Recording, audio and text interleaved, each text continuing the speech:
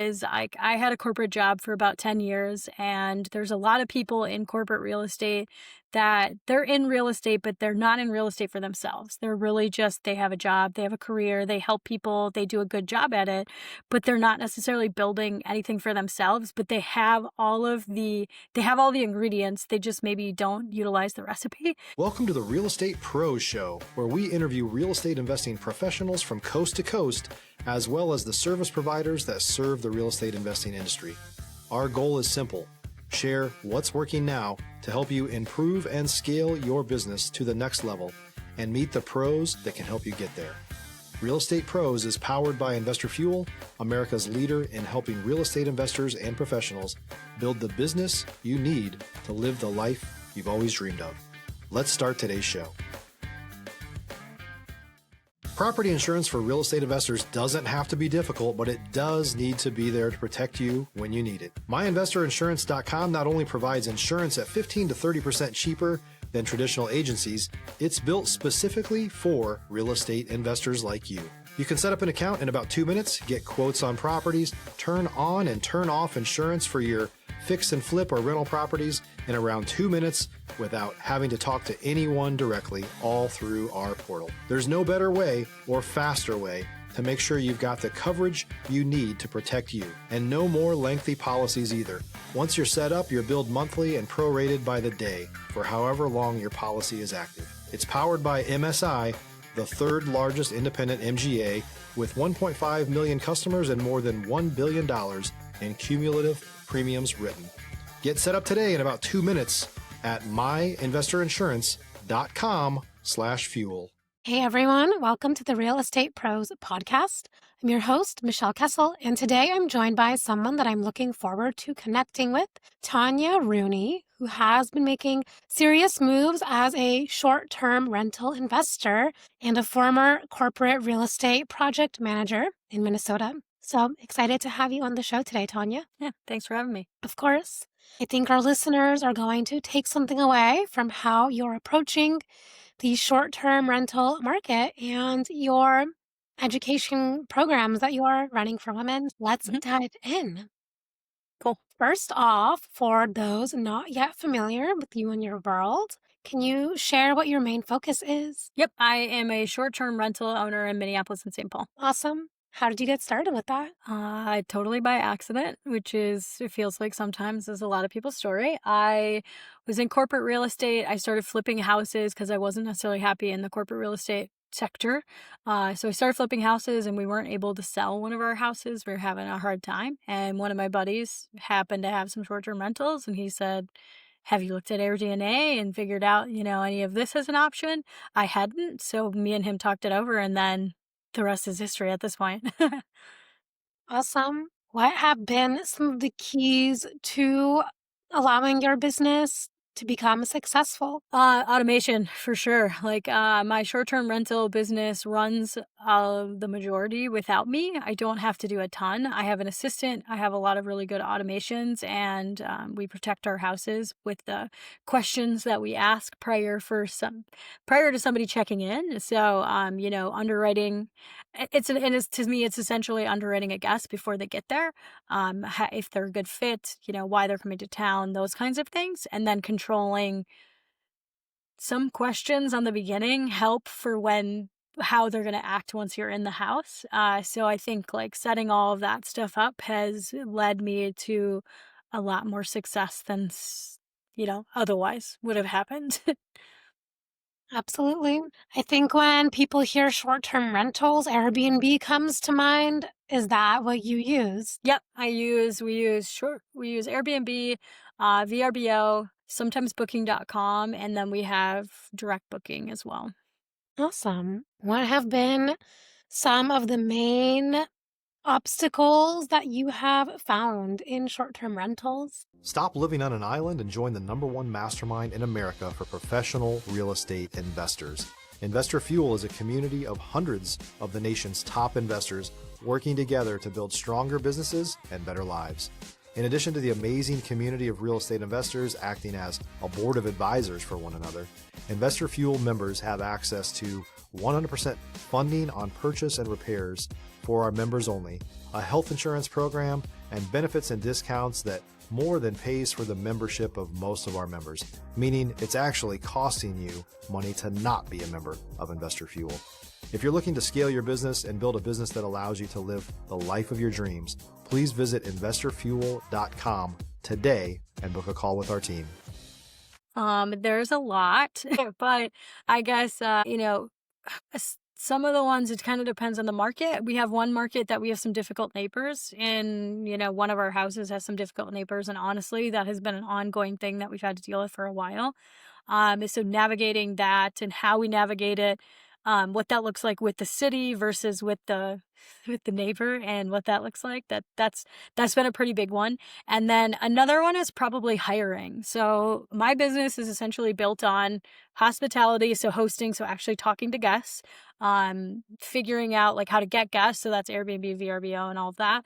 And then the other huge pillar is essentially cleaning and maintenance. Like your cleaners will make or break your short-term rental business, because there's a certain point where Airbnb and VRBO won't even let you be on their platforms anymore if you don't do a good enough job. And a lot of that can come down to cleaning. So your partners in the business matter a lot, and finding consistent people is interesting. I mean, I go in little spurts of like, I've had some really, really good cleaners for a really long time, but they have lives that also change and evolve. So they, might not be available anymore. They might go and get a full-time job. They might, have kids and have to hang out with those kids now. So I think creating consistency around hiring for the stuff that's important in my business and making sure that it's good enough quality and being able to pay for it has always been, it's not necessarily an obstacle, but it's something that's important too. Yeah, absolutely. That's all stuff that is definitely on the top of the mind of their business. That's important for people to be aware of if they want to join the short-term rental space. Mm-hmm. Yeah, for sure.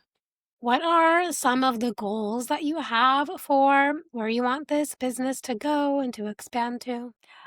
So this business is actually like awesome for me. Like, right now it is a lifestyle business in the way that it does what I need it to do. We have real estate that it's making cash flow that I'm looking for.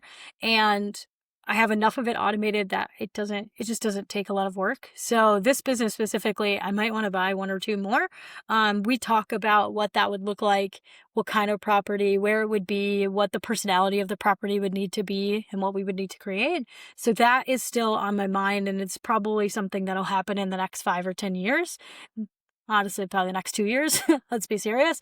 But I think that part of my business is kind of well oiled. I also do some consulting in commercial real estate because that was my background. So that I'm not looking to grow either. It's just word of mouth. Like I pick up projects here and there. I think the big spot where my life will be going is just towards a new program that I'm working through and going to start offering to people to build their own short-term rental business and what it could look like and how we could help them do stuff like that. So Amazing. That's exciting. Yeah, as far as this program, what are kind of the steps that someone needs to take? And like, what are you teaching them? So I guess the reason that I was born is I had a corporate job for about 10 years, and there's a lot of people in corporate real estate that they're in real estate, but they're not in real estate for themselves. They're really just, they have a job, they have a career, they help people, they do a good job at it, but they're not necessarily building anything for themselves, but they have all the ingredients. They just maybe don't utilize the recipe. So they have the ingredients of like doing so much in real estate and building something for themselves, and building their own net worth, building their own like set of tools for their tool belt.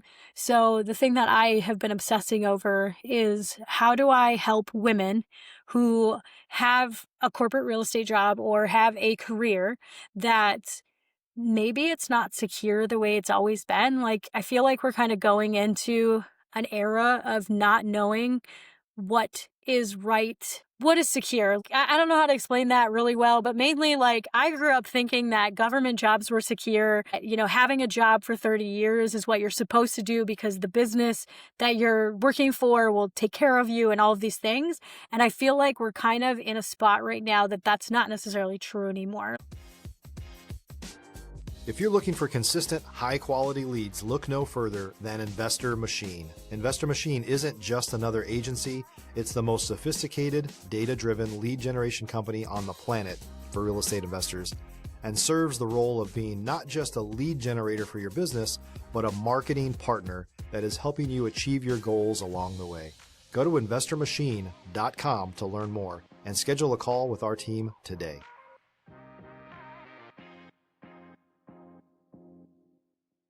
Like there's lots of places that, the government has laid off people.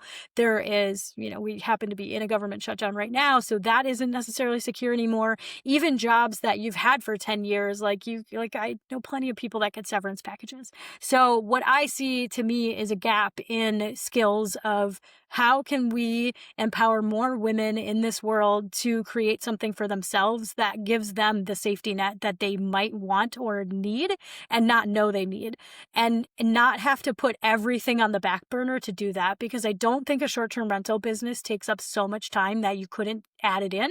And then when something crazy happens, like whether that is a death, a divorce, a layoff, anything, they now have the skills to do everything they would need to do to make the money that they would need to have safety. I really believe that humans are in charge of their own safety and security. They might think that it lies with somebody else, but that is, to me, made up. So it's not true. So to be able to have those skills, even if you fail, I failed at plenty of things in my life, flipped houses where I didn't make money. And that, yeah, technically on paper is a failure, but in real life, it's not. I have all this experience of things I know to be true and need to care about. And those don't get taken away with the money that I didn't make. They're all tools in my tool belt now. So utilizing that kind of, mindset, I want to help women figure that out for themselves. And I'm geared towards women because women in general are the ones that I've seen a lot of my friends go through divorces and not know what the heck they're going to do and have to rely on alimony and have to rely on all these things.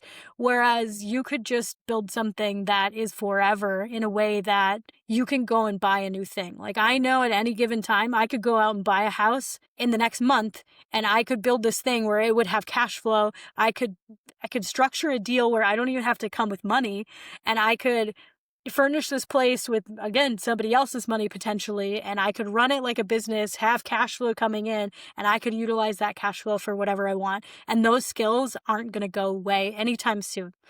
Yes, the market might evolve and there might be new things you have to care about and learn about, but mostly the core skills are there. So I want women to be able to do something like that too. I want to teach women how to do that, and I want them to join me and figure out, okay, how much money do you need? I know that we can get $100,000 in a year of cash flow for somebody with just a few properties. And, it took me 5 years. How can I do that in 1 year for somebody else? So that was a really long roundabout way, Michelle, sorry, to say that's what I really want to build. I love it. I think that's so powerful and so needed because, yeah, like you mentioned, security, safety, all those things, it's really, we all gotta figure it out for ourselves. No one's gonna save us, not your Nope, no one's husband, not saving the us. government. So Yeah. that's so important, and I love that you're doing that. And yeah, I think so many people, they have those fears or limiting beliefs of, oh, I need to have a lot of money to invest. And I love that you mentioned that that's not true. And so I would be curious for you to expand on that. If someone comes to you and is like, wow, this program, I would feel like that's what I need, but I don't think I have enough capital to get my first house. Like, what would you say to them? Yeah, I would tell them that that isn't true. Like, I probably say that to somebody once a week, whether Yeah. that's a good thing or a bad thing. I like to challenge people to think like, I have 4 houses and I have other people's money in 3 of them. So there are ways to do it. People do it all the time. I do tell people though, if it is your first house, you've never done anything, you have to have some kind of money. Like, I think there is ways to do real estate with $0 because I've done it. But I think in the first one, like the first real estate deal I ever did, I still had $10,000 or $15,000 in the bank. And it was just because of a safety net. Like, I still used hard money. I still used other people's money and did all of that from the get-go. But I had money for when a contractor needed $3,000. Well, I can't go to the bank and get $3,000. Like, I need to have that. So I Hmm. would still encourage people, like, you need to have some kind of nest egg. And if you don't have it, then you would just partner with somebody. Like, you'd need to find somebody. Using private money is actually pretty easy. There's creative ways to do things all the time. Like, I have a buddy that has a storage unit plus maybe 15 or 20 properties. So like, I think his total is probably 120 doors with his storage, and he doesn't have any bank loans. Like, there are so many people out there that do it with $0. Like, it's a constant thing. Typically when somebody brand new comes to me and asks me, I tell them to go to the book Getting the Money by Susan Lasser Lyons and like starting out with that. Cause that's between that and then Brandon Turner's book, no and low money down investing. I mean, it's kind of old, but it's still everything in it still applies, that you can do it without other people's money. There's a lot of creative ways to do deals. Amazing. Yeah, I think that really can be such a big shift for people that, like in those situations, like you mentioned, don't see a way Mhm. out. If you're a new or newer real estate investor looking to launch or grow your real estate investing business, please check out Investor Fuel Club. It's a coaching community, but unlike anything you've ever seen before. And you can actually partner with members of our mastermind from coast to coast on deals right in your market. There's no better opportunity to build a consistent business than to literally partner with pros to help you avoid costly mistakes, avoid the need for capital to do deals, and help you eliminate your fears as you're starting your business. Learn more about Investor Fuel Club at investorfuel.com/club. Yeah, absolutely. And there's a lot of things to do in life and there's a lot of ways to do it. Real estate is just the way that I'm the most passionate about and the most excited to tell people like how to leverage real estate on doing that. I think there is a barrier to entry, which isn't the worst thing in the world. But if you really, really don't have any money, there's tons of people that do this stuff without money. And you just might have to do a little bit of extra legwork to make it work. But it's totally possible. Amazing. I love that perspective. Yeah, and the thing with real estate is it's like, like you mentioned, even if the economy is going up and down or whatever it's doing, it's not going to, fully go away. Like that market's going to shift, but it's still always going to be a part of like a way to invest. Yeah, you might not get cash flow the same way if we go into this or when we go into this recession. Your cash flow might tank, but you're still getting appreciation, and the appreciation isn't going to go away. At least typically, like something pretty catastrophic would have to happen for that. So I think just remembering that real estate is a long game. Airbnb and cash flow for Airbnbs and short-term rentals, that's like the short game. It's a bit busier, but the long game is really building the portfolio that matches the wealth of what you want to do someday. Absolutely. Have you seen any like challenges with the platforms like Airbnb or Booking and all that? Yes, there is always something. Sure. Like if you're not in an Airbnb or you don't follow it, then I'm thankful that you don't have to worry about the things that we do. It's nothing that we can't deal with though. But just like us and our business and all of our businesses, we're pivoting because something happens. Well, Airbnb does the same thing. They're pivoting when they need to please shareholders. They pivot when they know that they can make money on something. Like I would do the exact same thing. Like if I can monetize my early check-ins, I'm going to monetize my early check-ins. So Airbnb does the same thing by monetizing extra items. And we deal with it as it comes. Thankfully, some of those stories are now getting to actual guests. So I've seen an uptick lately in guests asking how they can book direct. And while if you're on Airbnb and somebody asks you that, you do not tell them how to do it. It's not a good idea. If you have their phone number, you can text them and tell them how to do that, but you would never do that on a platform because you could be like your money train could be completely kaput just like that. So I think as they make their changes, it's just knowing that you might need to follow some people that are in the industry to help you. Like essentially, like one of the biggest things right now is they just took away fees. Essentially, they used to make it that you would book a house for $100 and then Airbnb's fee was $20. So the guest would pay $120. Well, now Airbnb has just decided that nope, so you get $100 or like you can charge $120, but the host is now paying that $20 out of their $100. So that's a really big change. Like typically we don't have to absorb that. So now they're changing the way guests see prices. So I didn't know the interpretation of all of that. So I know smarter people than me. And I think that's really important to look to industry experts.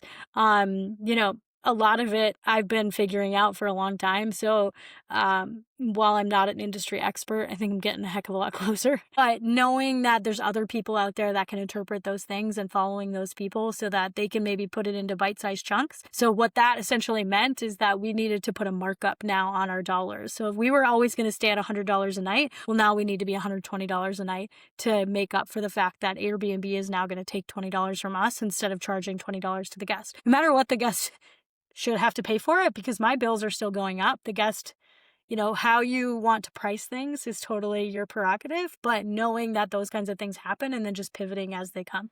And that might mean, additional insurance. That might mean changing the way you price. That might mean changing the way your calendar's set up. Whatever it is, you just kind of pivot. I don't do a ton of direct bookings. Like I probably have 10% direct bookings. So unless I want to do complete direct bookings, I have to work with Airbnb and VRBO appropriately to ensure that they'll still continue to give me money and people will still book my houses. So yeah. Yeah, that makes sense. With any outside source, you kind of have to pivot as they pivot. But yeah, I love that you mentioned just following the experts that are watching those trends. And yeah, you don't have to be the one that's in the weeds all the time. Yeah, absolutely. There's people that do it and they love it. Like, why wouldn't you go to the people that have an economist background and find out stuff from them instead of trying to become an economist yourself? Like, that just seems like a great idea. Yeah, amazing. I love that perspective. Cool. So before we wrap up here, if someone wants to reach out, connect, learn more, where can people find you? The best place is probably Instagram. My profile is Tanya Rooney MN. I also have a website, tanyarooney.com. I'm working on my business and it's called it's called Wealth in Her Hands. Sorry, I'm still figuring all that out. So soon enough, we'll have a spot where people can go take a quiz and figure out what kind of rental they should have. So that will I think there's going to be a link in show notes with that. Otherwise, you can still just reach out to me and I'd be happy to send it to you. But yeah, find me on Instagram. That's the place I hang out the most. Perfect. Well, I appreciate your time, your story, and your perspective. Thank you for being here. Yeah, thanks a lot, Michelle. I appreciate it. Of course. And for the listeners tuning in, if you got value, make sure you've subscribed. We've got more conversations with operators like Tanya who are building real businesses. We'll see you on our next episode. Thanks for joining us for today's Real Estate Pros Show. You can learn more about the amazing benefits of the Investor Fuel Mastermind community, including surrounding yourself with hundreds of other rock stars, 100% financing for your deals, and members-only discounts from vendors you're likely already using that, as a member of Investor Fuel, will save you more than the cost of your membership. Visit investorfuel.com to learn more. If you're interested in joining us as a guest of this show, please visit investorfuel.com/pros to apply. You can also check the show notes for access to free resources, how to get access to world-class lead generation, and much more. Don't forget to subscribe so you never miss another episode. Have a great day. We'll see you on the next show.